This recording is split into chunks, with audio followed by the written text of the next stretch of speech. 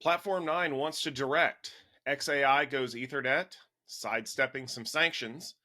Nadella nixes his bonus. OpenAI wants some chips.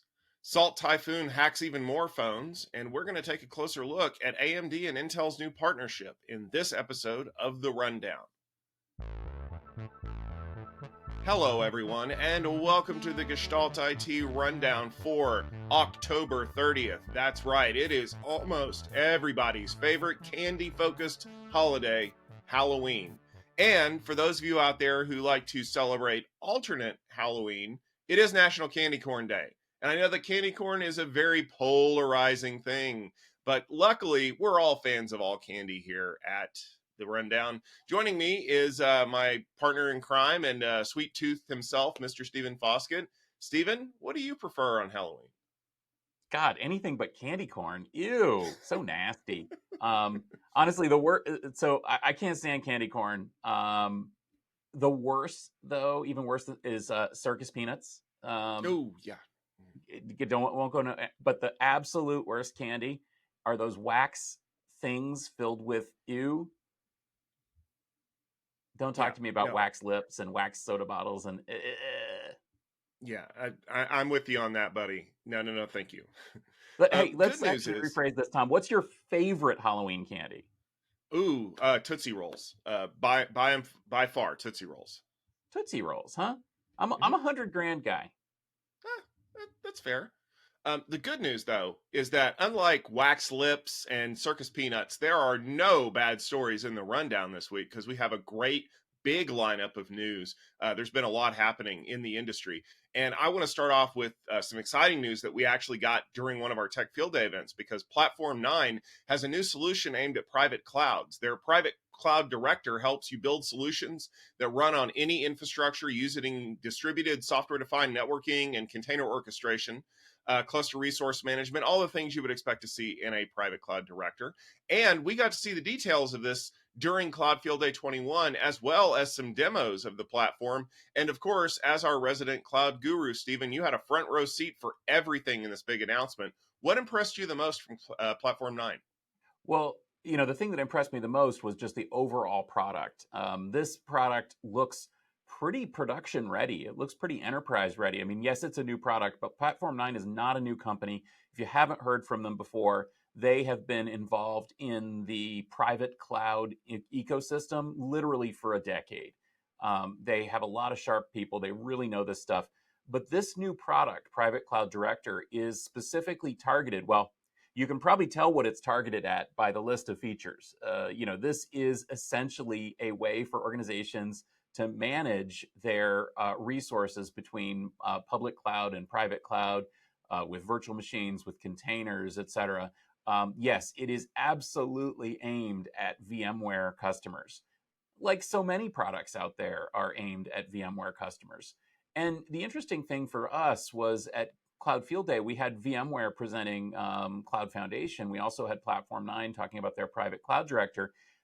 It was interesting because it seemed like, honestly, a positive interaction or a positive reaction to the market. Essentially, VMware under Broadcom is really focusing on their top customers and the needs of their top customers with Cloud Foundation. And frankly, I think that it's a good product. And I think that some of the customers are going to really love it, and some of the customers are really going to hate it. And the customers that hate the direction that VMware is going have some choices. I think that the VMware Private Cloud Director should be one of those choices. It has all the things you're looking for. It does a lot of the same things, in terms of resource scheduling and balancing and all this that you want. But it does it in a way that works in a, non-VMware environment. Give it a look. Maybe you'll like it. One of the coolest things, though, I do want to kind of zoom in here. It came out near the end of the presentation. They were talking about managing Kubernetes. And one of the coolest things that Private Cloud Director does is it is able to directly manage Kubernetes, and it doesn't require all of the container resources that are used typically for the control plane. Essentially, Platform 9 is the control plane that's managing Kubernetes. And what that means is that you can get just a little bit more out of your infrastructure. Because like me, if you've tried to deploy Kubernetes, you've found that there's a lot of overhead in that solution. Well, Platform 9 is addressing that by directly managing it without needing to have a separate, a bunch of resources separately as part of the control plane. And of course, it can do the same thing in networking and in storage. It can use external resources. It's a real sharp product, and I was very impressed by it. So anyway, check out the really in-depth Cloud Field Day presentation that we're going to link to in the show notes here, or just use your favorite search engine for Platform 9 at Cloud Field Day 21. And you'll learn quite a lot more about it. Interesting alternative to VMware Cloud Foundation. Tom, there's a new big dog in the AI supercomputer space, and it doesn't run InfiniBand. xAI's Colossus is powered by 100,000 NVIDIA Grace Hopper GPUs, with plans to double that number. It took 122 days to design Colossus and only 19 days to install all the racks and go to the training. How do you run a massive project like that without InfiniBand? Well, that's thanks to Spectrum-X Ethernet, the custom AI-focused version developed by NVIDIA. The core of the xAI Spectrum-X network runs at 800 gigabits, and it's used to feed systems running the Bluefield 3 DPU in order to accelerate performance. Tom, I'm the AI guy, but you're the networking guy. So tell us a little bit more about your perspective on Spectrum-X and this incredible Colossus. You know, if this had been any other story that involved just building a big supercomputer, I would have been more than happy to let you talk about how amazing Grace Hopper is and all that other stuff. But when NVIDIA sent me the press release, they're like, oh, by the way, did we tell you that it's running on Ethernet instead of InfiniBand? And that's when my nerd flag went, oh, yeah, let's talk about this. So we've talked a lot about this all over the rundown for the last year. And I even recorded a Conversations episode last year talking about InfiniBand and kind of why I think that InfiniBand's reached its tap out point, basically. You know, you could never scale a cluster more than about 48,000 nodes because of the inherent limitations in the way that InfiniBand needs to work. And now we're looking at a cluster that's 100,000 nodes, and they're wanting to double that sometime in the next couple of years, according to the reports. I don't know about you, but the last time I checked the math, 100,000 is more than 48,000, which means we've got a scaling limitation. But if you read into the press release that we're going to link in the show notes, NVIDIA does a great job of explaining that this isn't just Ethernet. Like, and I think everybody out there probably knows by now that this is not your typical gigabit, plug it into the side of your laptop Ethernet. Because there's too many things that Ethernet does poorly at this scale that would cause a lot of problems.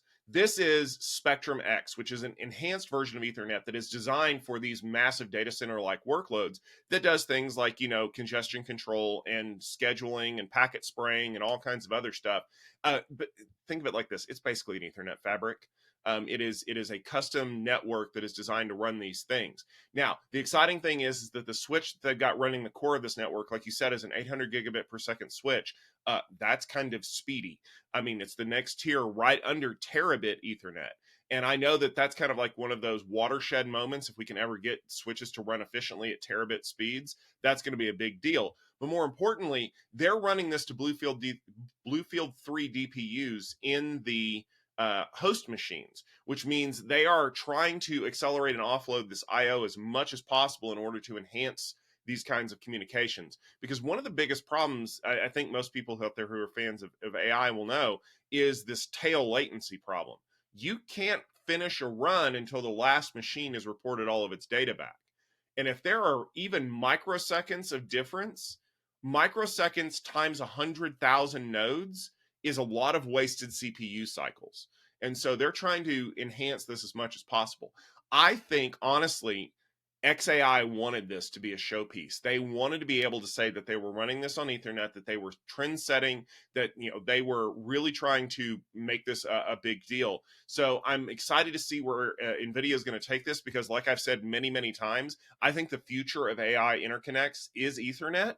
And I think that if they can prove out that Spectrum-X is actually going to do this at the kind of scale that people want it to be done at, that people are going to start shifting their workloads from InfiniBand to Spectrum-X. And of course, NVIDIA is going to make a bigger mountain of money when they provide all of the networking hardware on top of all the AI hardware.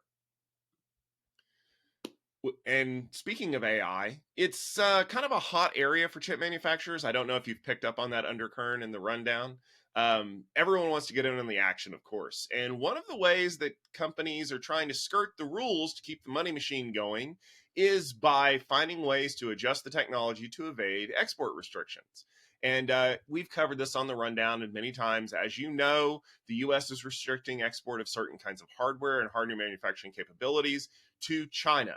But that doesn't mean that the companies aren't trying to get around all of those restrictions. They're getting really creative, like finding ways to buy a bunch of these chips through shell companies. Or there was a report in the linked article about how there's a passageway between two areas of a factory that one of them is very high security and one of them is not. And everyone's looking at this passage going, but what's to stop people from moving some product from one side to the other? And it's creating these kinds of issues that we've even seen where companies like TSMC have had to report that they discovered that someone that they sold chips to actually violated an export ban, and how that could get a lot of people in trouble. So, Stephen, we're getting into another one of those weird places where geopolitics is intersecting with tech again. What's your read on this? Yeah, this is something, as you said, we've been talking about quite a long time on the rundown. Those of you who have been listening in for a while know that I'm really keen on reporting and investigating the whole manufacturing chain, especially when it comes to advanced ICs and advanced AI chips and so on. Well, as I have said many, many, many times, the US led export restrictions that are supposed to stop China from getting advanced semiconductor technology aren't going to work. And they're clearly not working. This incredible report, nice job, Dylan Patel, semi analysis, really lays it bare the many ways that Chinese firms are getting access to technology, but also the undercurrent of the whole report and the undercurrent of pretty much my take on this story is that the export controls themselves are going to lead to a perverse outcome in that China is going to develop their own homegrown capabilities that will eventually come around and challenge the rest of the world. And that's what we're seeing here. So, first off, on the export controls, they aren't working, as is laid out in detail in this report. The initial wave of export controls seemed like maybe it was going to have an impact. But if you look at the results from these companies, both in the West and in China, they are not being impacted dramatically by the export control regime. And in fact, many of the technologies that are supposed to be controlled are very easily getting around the ban. So, for example, as you mentioned, there's the case of a fab that has multiple buildings on the same property. One building is able to get advanced technology for legacy process nodes, and the other side is on the export control list because it's developing advanced process nodes. But they're literally connected in a clean room way, and wafers can pass back and forth between them. So there's no reason that the advanced materials technology that's being put into the open fab is not being used on the materials from the restricted fab. Similarly, there's a lot of examples given in this report of fabs that are literally located across the street from each other that appear to be basically just shell companies. This fab is able to get access to some advanced technology. This fab is on the control list. Well, what's to keep them from literally shipping that stuff across the street, either the machines or the products, in order to work on them? And that seems to be what's happening because essentially the second point is that China is rapidly developing their own homegrown technology that challenges what the Western companies are able to do. They're developing advanced fab capabilities, advanced process nodes. Now, some of those things aren't working out quite as well as the more established process nodes from TSMC and Intel and others, but frankly, in some ways, the Chinese are even ahead. And then that's the case in advanced RAM manufacturing. They may be ahead of the West. In other cases, they're rapidly catching up, finding out alternatives, figuring out ways of getting around these restrictions, and importantly, developing homegrown, home-controlled technology. Now, all of this is supported by the Chinese government, which is indeed the whole reason for these sanctions in the first place. But frankly, there's not a lot the West can do once China is able to develop their own homegrown technology. Frankly, the whole sanctions regime, in my opinion, should be reevaluated because it's just not working. And in fact, it's going to come back and bite the West on the, well, you know what, once China develops their own homegrown technology that is able to challenge the West in AI acceleration and CPUs and so on.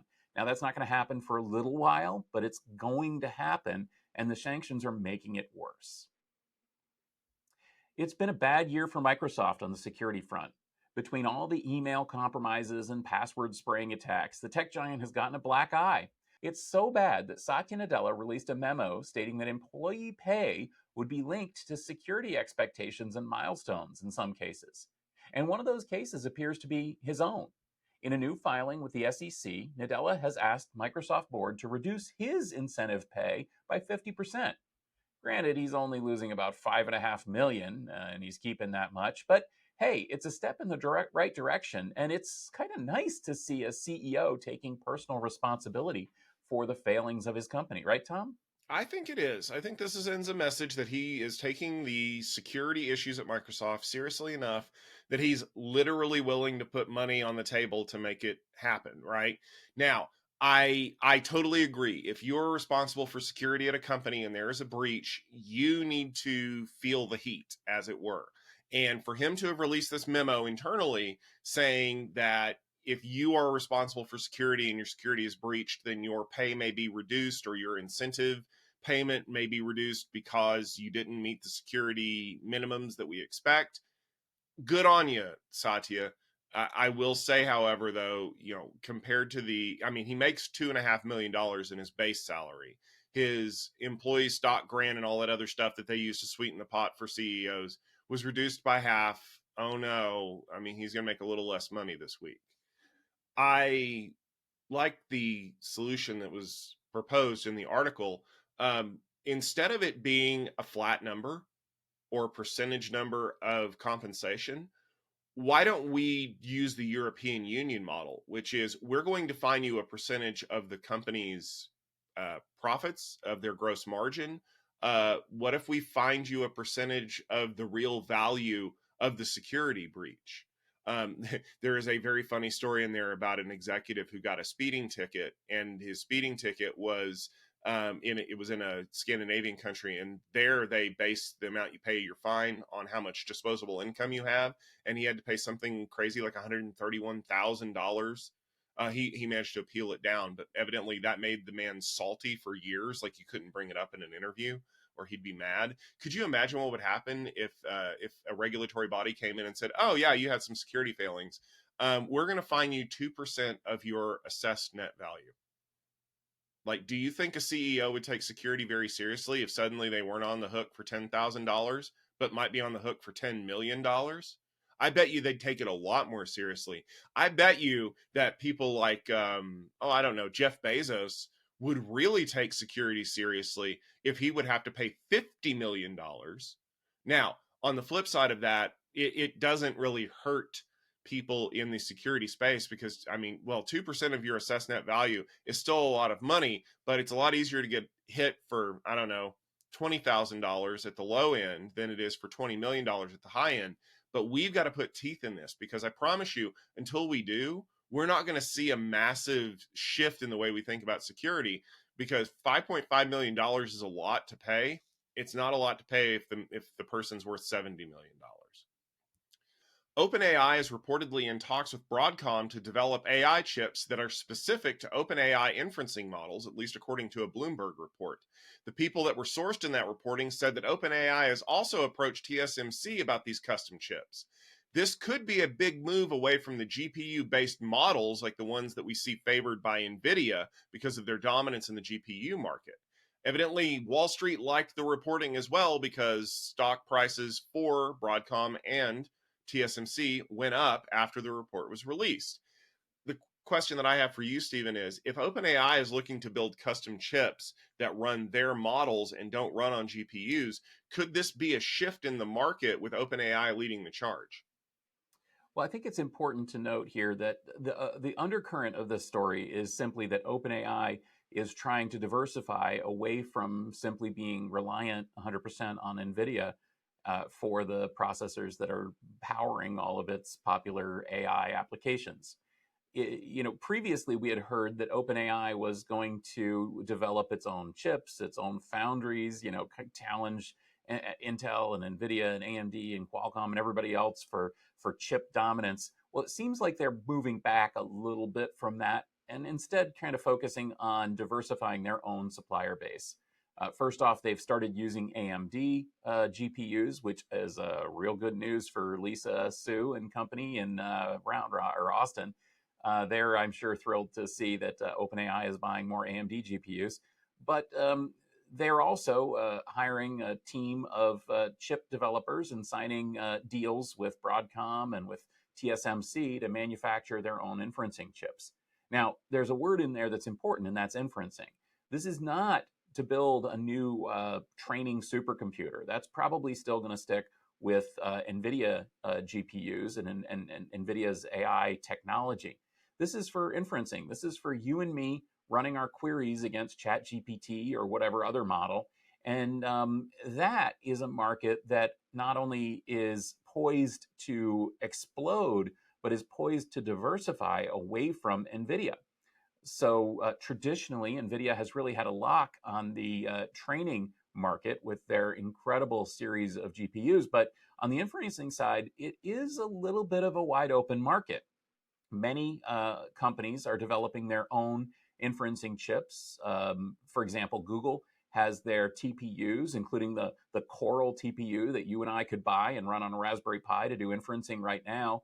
Apple has their own very powerful NPU in the M series and the latest A series chips, and it's wowing the world, including with the recent announcement of the M4 and M4 Pro Mac Mini and iMac and presumably MacBook Pro laptops this week.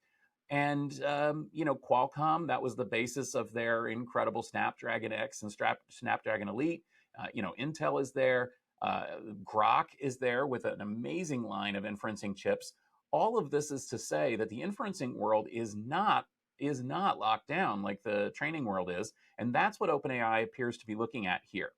Why Broadcom? Well, as we've heard at Tech Field Day events repeatedly, Broadcom is not just, the owner of VMware and the maker of many popular network switching platforms.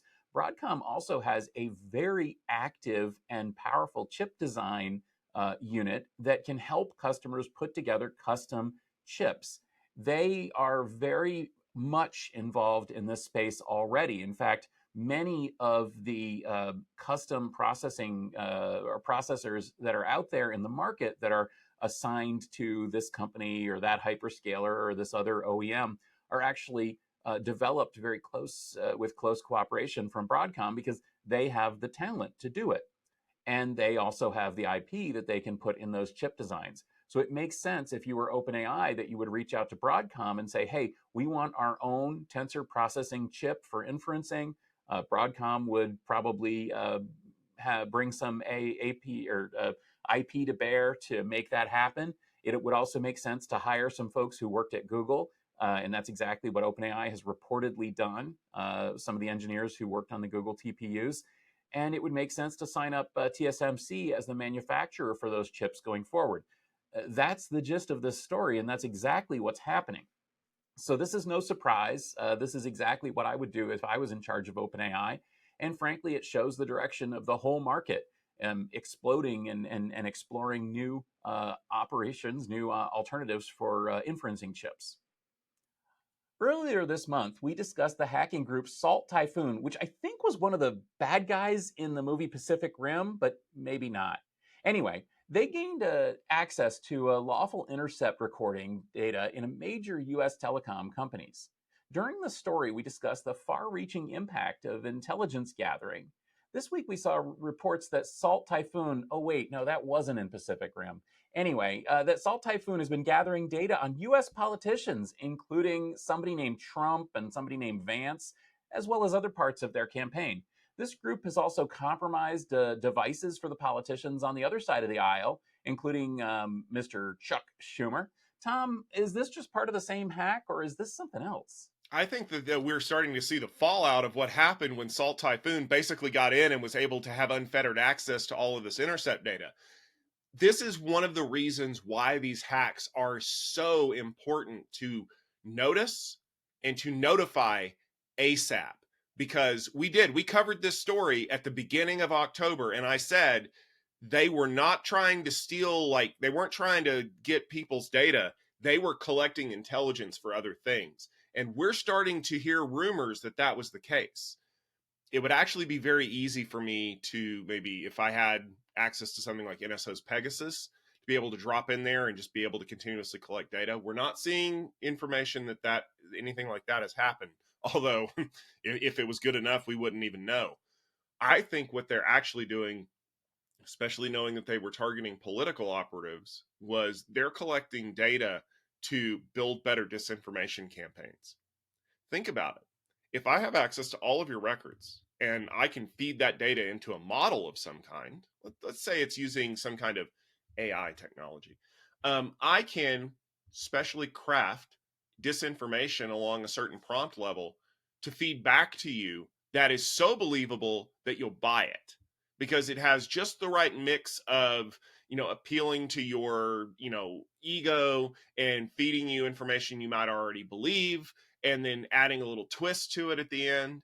And note that I'm not specifically calling anybody out here on either side of the aisle. I can do this for any person in America if I have a model that's tuned well enough. Maybe a model that was sponsored by a government who doesn't have the same kind of controls on AI that we want to put in place. I wonder where one of those governments might exist. And I wonder if that government might not necessarily be friendly to ours.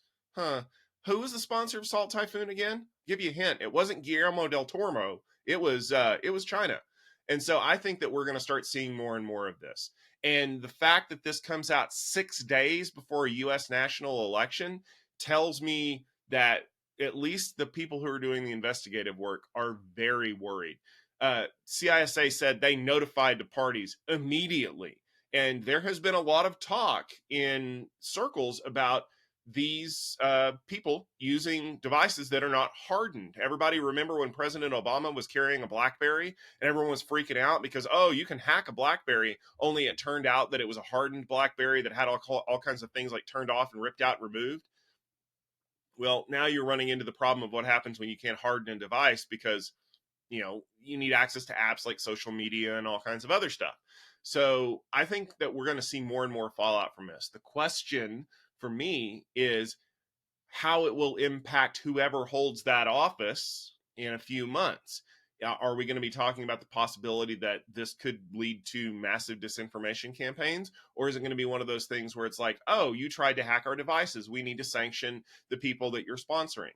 I don't have a clear answer, and I don't think we're going to have a clear answer for months until we get to the bottom of this hack. But I'll tell you, it definitely does have egg on the face of the companies that were hacked, which, by the way, I love the fact that in this particular report, the companies were not named.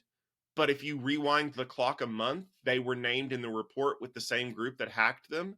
So you can put 2 and 2 together and figure out which companies got compromised. So I don't know. We had a story we wanted to take a closer look at, and this could be fun, Stephen. The Hatfields and the McCoys, Lakers and the Celtics. GIF versus GIF. The rivalries of our time are very storied, but one of the biggest one seems to be cooling off finally. AMD and Intel have announced a new partnership aimed at countering the surge of ARM-based designs. The companies have agreed to standardize specs of the x86 instruction set to make it easier for ISVs to write code that runs on both AMD and Intel processors without the need to create that weird fragmentation because certain instruction sets don't exactly match up to the other one, which of course penalizes performance, irritates programmers, and makes them say, well, I just want to go write for ARM because ARM is ARM and I don't care anymore. Here's the thing though. this could have massive implications for the market because we've already seen a number of companies that have started to shift to using ARM for a variety of reasons, and that's left Intel and AMD kind of on an island being the champions of x86. Stephen, dogs and cats living together. Is this mass hysteria? Well, Intel and AMD work together on a lot of things, and they're not the companies that they were back in the 90s and the 2000s when all of this rivalry came about. I think it is worth kind of remembering that time, though. So, as I think everyone in our audience is aware, Intel developed the what's called the x86 architecture back in the 70s and the 80s for personal computers, microcomputers, and many companies, including AMD, uh, really, well, I don't want to say copied, but really developed their own implementations of x86 that were pretty much compatible, but not entirely compatible. I don't want to say copied because in all of these cases, it was a legal reverse engineering, not a illegal hack or copy or something like that. But essentially, what we ended up with was Intel being in the catbird seat with x86 and a bunch of other companies trying to play catch up and trying to improve on the architecture and develop competing products. In some of those were more successful. I remember my beloved AMD 4x86 processor that was able to swap in instead of a 386, and some of them were not so great.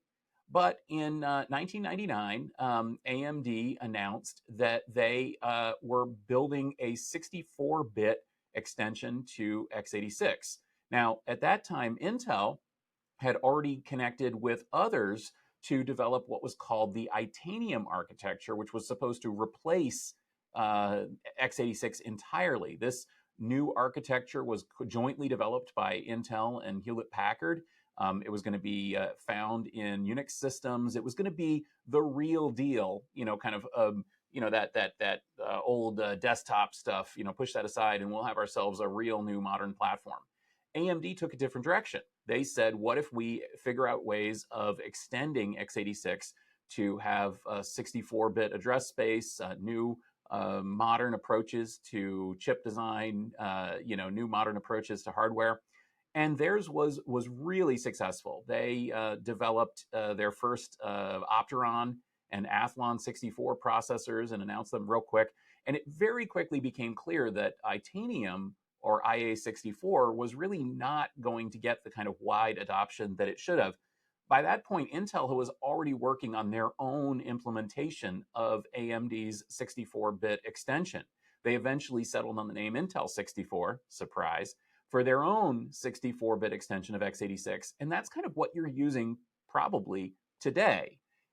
Even if you don't have that in your desktop or your mobile phone or your laptop, if you're a Mac user or whatever, you probably have it somewhere. I mean, it's the PlayStation CPU, it's the Xbox CPU, it's in a lot of servers, it's in, a lot of stuff. And frankly, it's pretty good. It's been expanded and extended by both AMD and Intel for many, many years, decades even. And it's gotten faster and faster. One of the big advancements was multi-core and hyper-threading. Lately, the big advancement is accelerated instructions. And yet, there are still differences in the underlying architectures between AMD and Intel that make it pretty difficult for low-level hardware engineers to work on the platform. Essentially, if you are developing an operating system or a video game or some kind of advanced software that really relies on the features of the 64-bit x86 platform, you've got to implement special, workarounds and use cases for Intel's CPUs versus AMD's CPUs, and that's not always easy to do. So that puts us to today. Today, Intel and AMD are going to join hands and they're going to create an advisory committee that will allow them to drive the x86 64 platform forward in a more friendly way. And this is being cheered by basically everybody in the industry because nobody wanted to see Intel and AMD doing this anymore when it comes to something as fundamental as the x86 instruction set.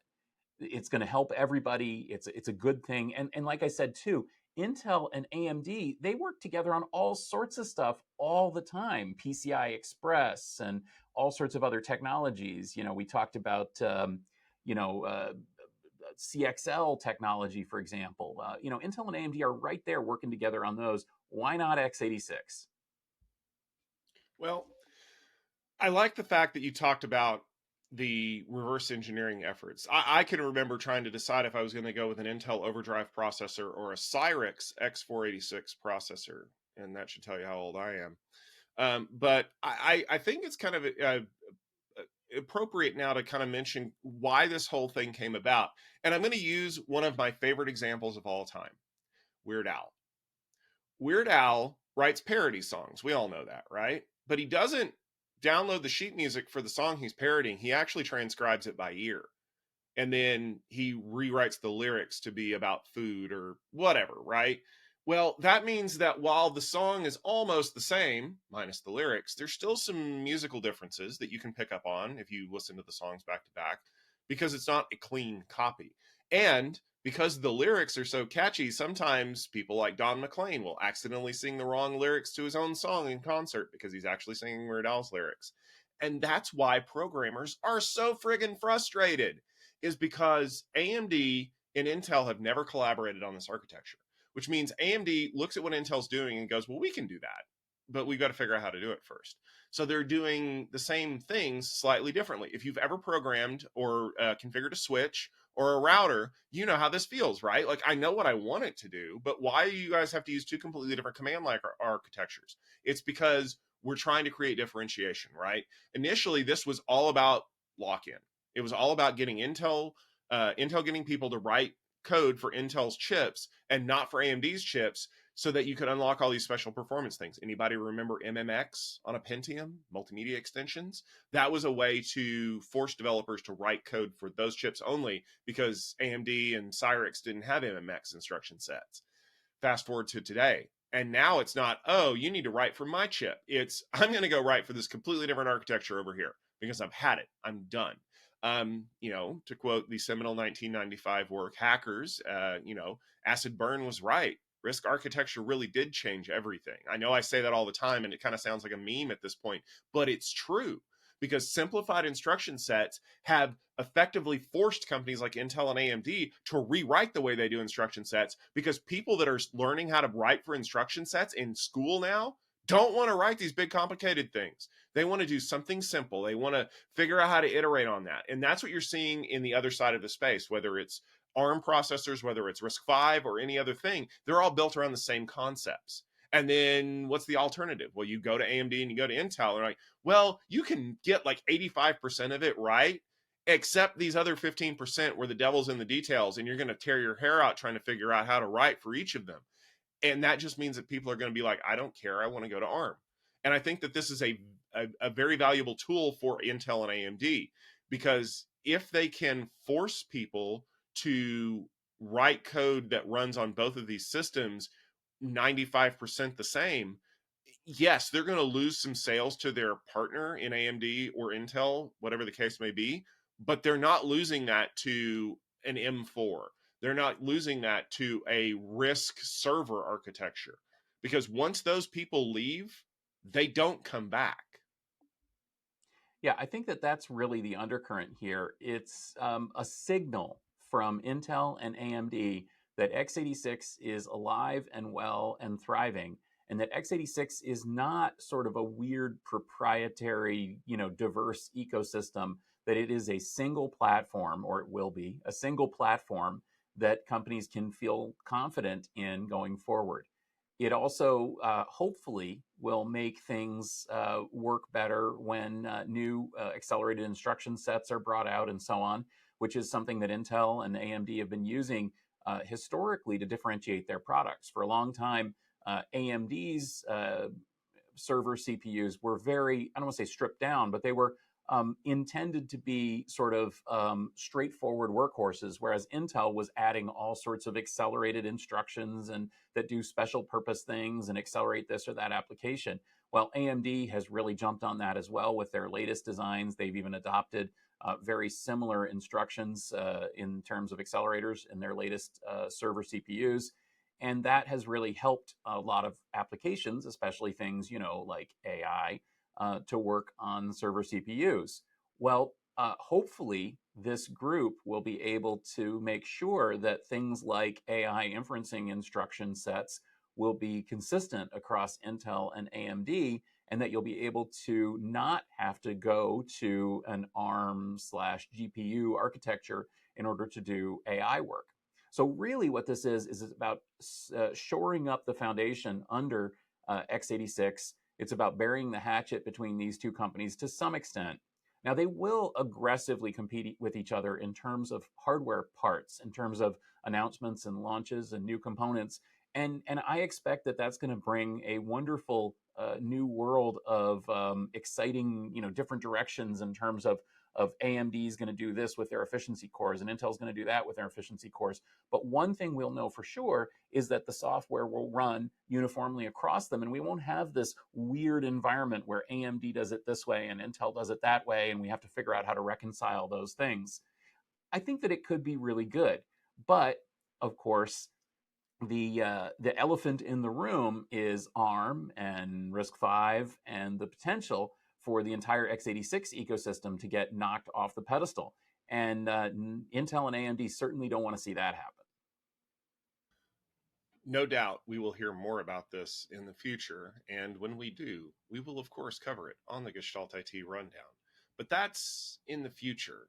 Coming up, we have a lot of things. Now, the first thing I want to tell you is we have posted a lot of videos in the last month. Specifically, we have videos from AI Field Day, Edge Field Day, a networking field day exclusive event with Nokia, AI Data Infrastructure Field Day, and as mentioned at the top of the show, Cloud Field Day 21. So yours already like hours upon hours of video that you can go out and consume and learn about some of the exciting new technologies. And you better get that done this weekend, because next week I'm going to be in Silicon Valley doing Networking Field Day. And we're going to be talking to companies like Arista, Itential, Meter, Elicity, Aviz, and Path Solutions. So it's promising to be a pretty big event, and we're going to have a lot of great conversations and things like that going on. And then, Stephen, you've got something going on in 2 weeks, right? That's right. We are headed to KubeCon for AI or for AppDev Field Day. We're pretty excited to be partnering with the Linux Foundation in covering KubeCon, in promoting the efforts of the Linux Foundation, the open source community generally, with our friends at TechStrong. And also, we will have some field day presentations. We have just announced that we will be seeing Kodiak, a brand new company, presenting at Field Day. We also have Heroku, who may be familiar with some of the audience, and Southworks presenting at AppDev Field Day 2 as part of, or in association with KubeCon. We're also doing some other fairly exciting things there. And Tom, Mobility Field Day is coming up too. That's right. We wanted to get one more in before Thanksgiving, because we know that the Thanksgiving week is a time when people have the opportunity to kind of sit down and consume some content that's not football related or turkey related. So we have a great event. We're going to be talking to our friends from Cisco once again. We're also going to be seeing Nile at Mobility Field Day for the very first time. You've seen them before already this year, but we're going to let them try to wow the Mobility Field Day delegates with some of their wireless technology. That should be a really great discussion. The presenters are already excited. The delegates are already warming up. So you're going to want to pay attention there. There may even be some surprises in store. I know, I'm whetting your appetite. Just stay tuned to techfieldday.com for more information about that. And while you're there, make sure that you check out the lineup of 2025 events, because we've already started listing them on the website. If you click on the link for future events, it will show you everything that we have currently scheduled. Things like AI Field Day, Networking Field Day. We'll be adding more to that list very soon, because we're getting excited about what we've got coming up in store in 2025. Just like we're excited that you can join us every week. And as I mentioned last week, the rundown has been going for 7 years.